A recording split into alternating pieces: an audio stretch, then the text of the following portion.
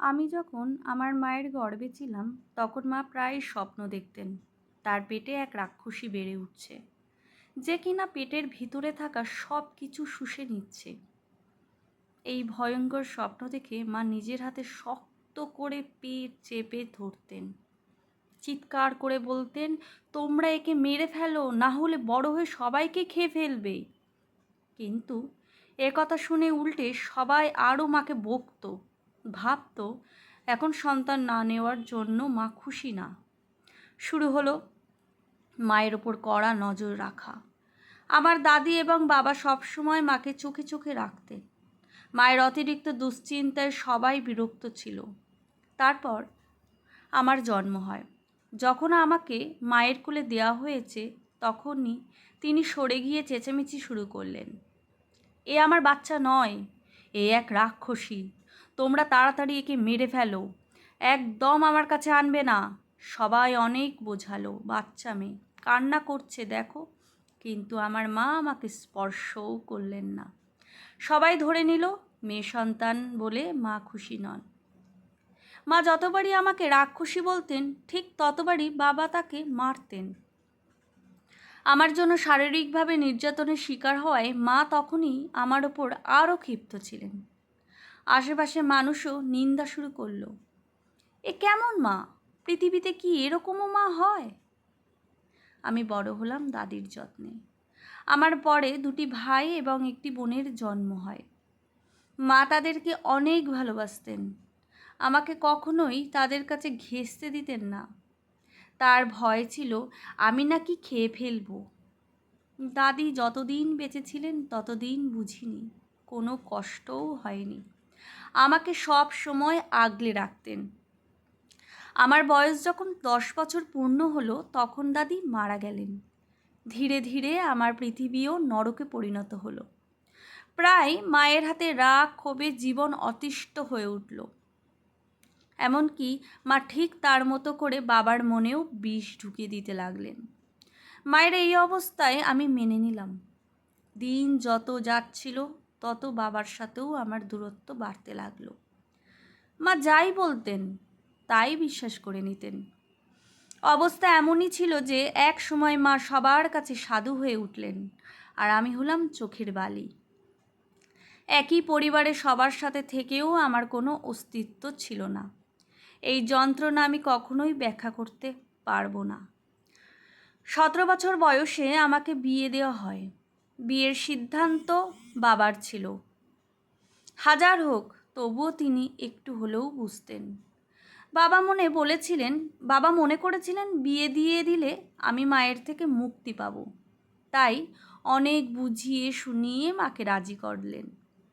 আমার স্বামী পরিবারের একমাত্র ছেলে। এরপরে দুটি ননদ, তাদের বিয়ে হয়নি। স্বামী আমাকে অনেক ভালোবাসতেন, কিন্তু হঠাৎ কী হলো কে জানে।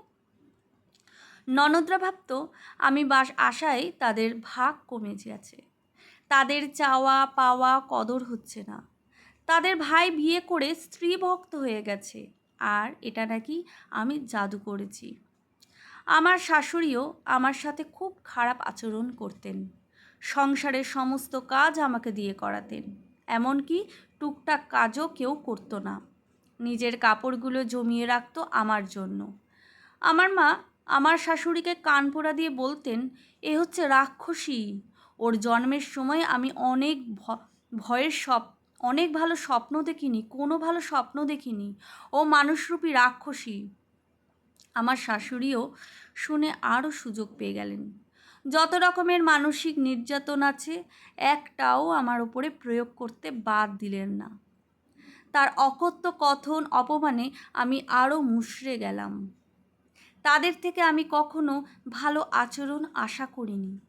সত্যি বলতে পৃথিবীর কারোর থেকে আমি একটু ভালো ব্যবহারও আশা করি না।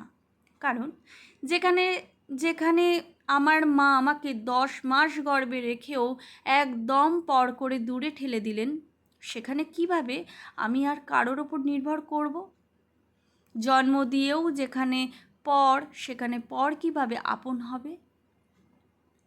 আমার পৃথিবীর গোটা এক অংশ ছিলেন আমার স্বামী, তবে খুব দ্রুত মানুষটিকে আমি হারিয়ে ফেললাম। শাশুড়ি ভাবতেন আমি তার সংসার নষ্ট করতে এসেছি। আমি সত্যিই কোনো ডাইনি, আমি অভিশপ্ত। এই ঝামেলা নিয়ে আমাদের একসময় ডিভোর্স হয়ে যায়। ডিভোর্সের 2 সপ্তাহ পরে জানতে পারি আমি প্রেগনেন্ট। এই বাচ্চা রাখবো নাকি গড়ে তুলবো তা নিয়ে অনেক দ্বিধাদ্বন্দ্বে পড়ে গেলাম। যেখানে আমার জীবন সংকটে সেখানে কিভাবে তাকে রাখবো? খুব অদ্ভুতভাবে আমার মা ভীষণভাবে পাল্টে গেলেন। প্রথমে তিনি বাচ্চার বাবাকে জানালেন। সে বলল কিছুতেই একে রাখা যাবে না, ভবিষ্যতে নাকি আমি বাচ্চার দাবি ধরে তাদের বাড়ি গিয়ে উঠব। শুরু হলো 2 পরিবারের চরম মতানৈক্য। তারা বাচ্চাটাকে নষ্ট করার জন্য চাপ সৃষ্টি করলো, কিন্তু আমার মা বাবা কেউ রাজি হলেন না। শেষ পর্যন্ত লিখিতভাবে বললাম, এই বাচ্চার ভরণ পোষণ বা অধিকারের জন্য কখনোই আমার প্রাক্তন স্বামীর দ্বারস্থ হব না। এমনকি এই বাচ্চার ওপর তারও কোনো অধিকার নেই। বিষয়টি 2 পরিবারের মধ্যে সমাপ্ত হয়ে যায়। দিনের পর দিন, মাসের পর মাস কেটে গিয়ে অপেক্ষার পালা শেষ হলো। আমার কোল জুড়ে এলো এক ছোট্ট পরী। ডাক্তার যখন আমার দিকে বাড়িয়ে দিল, তখনই আমি চিৎকার করে উঠলাম। আমার কাছে মনে হলো এ যেন জীবন্ত এক অভিশপ্ত পুতুল।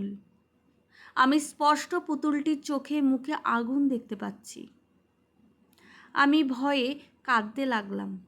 বাচ্চাটাকে আমার মায়ের কাছে দেওয়া হলো। আমি তখন মায়ের সাথে ভীষণ বাজে ব্যবহার শুরু করে দিলাম। তাকে বুঝালাম, এই বাচ্চাটাকে সরিয়ে দাও, রেখে দাও, ফেলে দাও, এ আমার বাচ্চা নয়। কিন্তু আমার মা আমারই সাথে করে তাকে নিয়ে বাড়িতে উঠলেন। কত কবিরাজ দেখানো হলো, কিছুই পাওয়া গেল না।